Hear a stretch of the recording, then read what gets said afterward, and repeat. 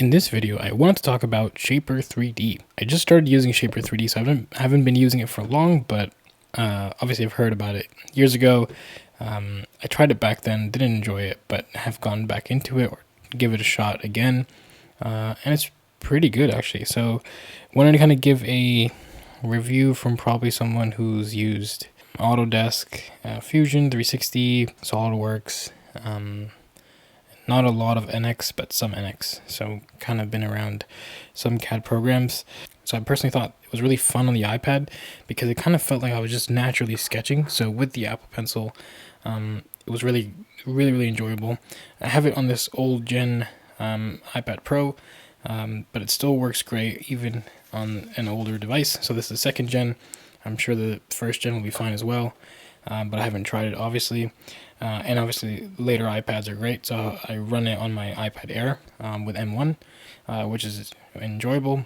So I really love kind of hopping between the larger screen here on my old gen iPad and on my iPad Air M1. And then you can also run it on the desktop and Windows and Mac OS as well.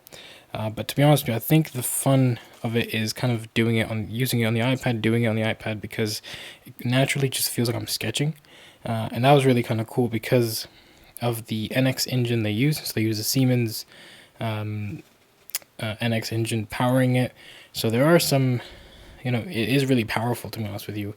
It's fast, it doesn't lag. I have kind of thrown some involved assemblies, just with a lot of parts and a lot of functions and features that I was running. So correct me if I'm wrong, because of how Shapr3D works, you kind of just make bodies and this is kind of your assembly. At least that's what I understood, unless I'm really wrong and there is an assembly function and I haven't been introduced to it yet. But I've just made kind of multiple bodies and treated them as individual components. But anyways, here's just a very basic example thing of a joint.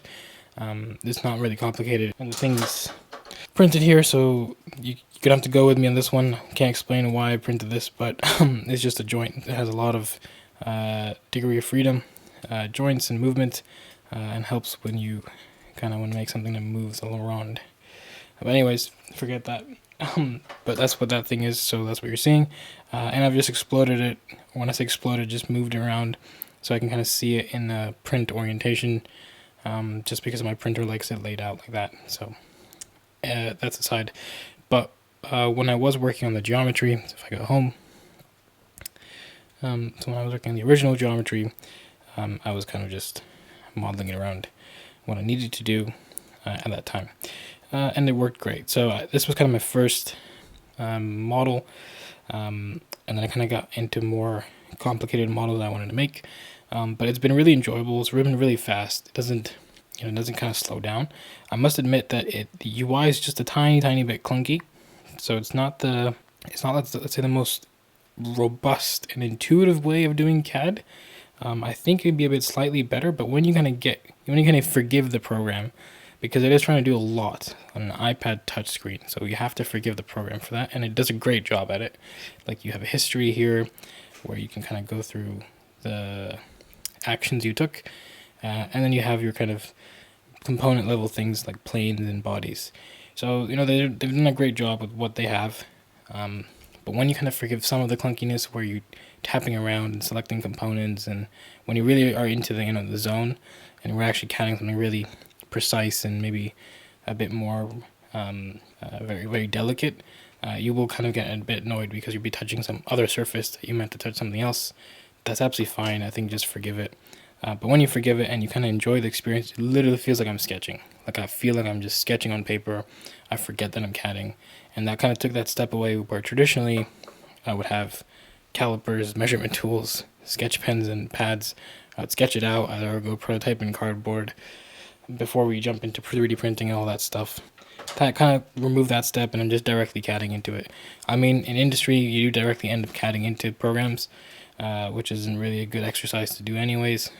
But the traditional design process, at least, is you should be doing some sort of prototyping before you jump into CAD, because CAD should be kind of your kind of late stage. But it's fine. I mean, everybody has their own way of doing it, and it doesn't mean that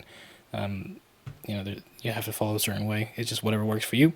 But anyways, now kind of with this routine, I've just jumped into CAD kind of almost, but in my head I am just sketching and kind of playing around with it. I do kind of enjoy that experience because it makes it really kind of fun, and I can just sit on the table, kind of my desktop table, sit here, kind of sketch it out, just do CAD, or I can go to a couch, relax, start CADing, or I can be on the go. And I really enjoyed that portability, the versatility, and just how lightweight this whole program is. And that's really, really, really exciting. I have kind of done a complicated model which has a lot of actions and histories, and it's like lots of this is like really small. It has a lot involved, and it hasn't slowed down yet. Maybe it'll slow down soon, don't know, but I can only give you kind of thoughts for maybe a month. I've been using this for a month now, so I've been enjoying it. And traditional setup obviously is you sit at a desk with a mouse and you CAD. That's been my traditional way of CADing. So this has been a really interesting kind of tour, and I enjoyed it. So going forward, I think to me this was like, yeah, it's cool. Obviously I'm not associated with Shapr3D in any way, or have no kind of bias in what I'm saying for other programs in this program. I think each tool has its own pros and cons, and why would you use it. At least for this one, in this case, it was just really fun, and it made kind of CAD fun again. So I really did enjoy this UI user experience. But anyways, quick video. Just want to talk about Shapr3D, my thoughts on it. I'm sure there are lots of you who have used this program, come across it.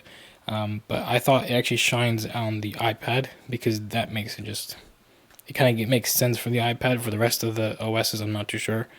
But for this one, I really like that. So anyways, that's it for this video. If you enjoyed it, feel free to subscribe, and I'll catch you in the next one. Thanks, everybody.